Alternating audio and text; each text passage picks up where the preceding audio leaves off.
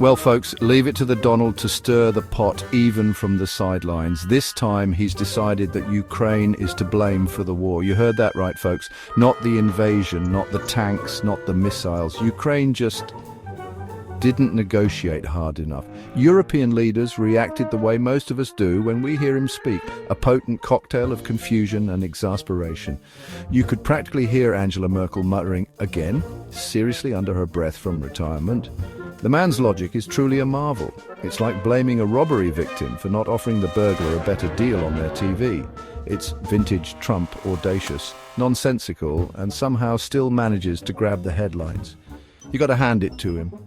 The man knows how to work a room, even if that room is just filled with the echoes of his own voice. Meanwhile, back in the land of sanity, or at least closer to it, New York City's been busy actually solving problems. Remember that congestion pricing thing everyone said would be a disaster? Yeah, turns out less traffic is actually good.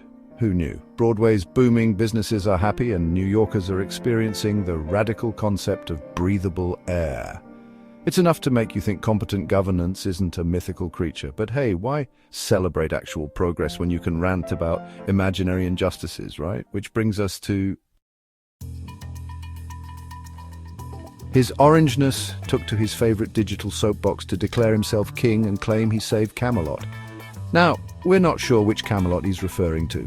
The mythical one with knights and wizards? Or maybe just a really nice mini golf course he went to once. Governor Hochul, bless her heart, had to politely remind him that A, he's not king, and B, congestion pricing is here to stay.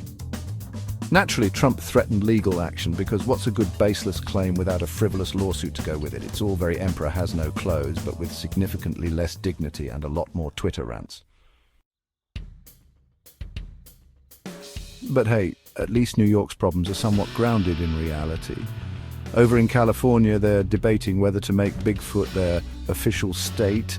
Cryptid, apparently acknowledging mythical creatures, is higher on the agenda than, say, affordable housing or wildfire prevention. Look, I'm not saying Bigfoot doesn't exist, but if he does, I'm guessing his platform probably involves a lot less yelling about stolen elections and a lot more get off my lawn. Honestly, that sounds pretty good right now. So there you have it, folks. The world's gone completely bonkers. Tune in next week when we'll discuss whether aliens are behind the rising price of gas or if it's just good old-fashioned human incompetence. Spoiler alert, it's probably the incompetence.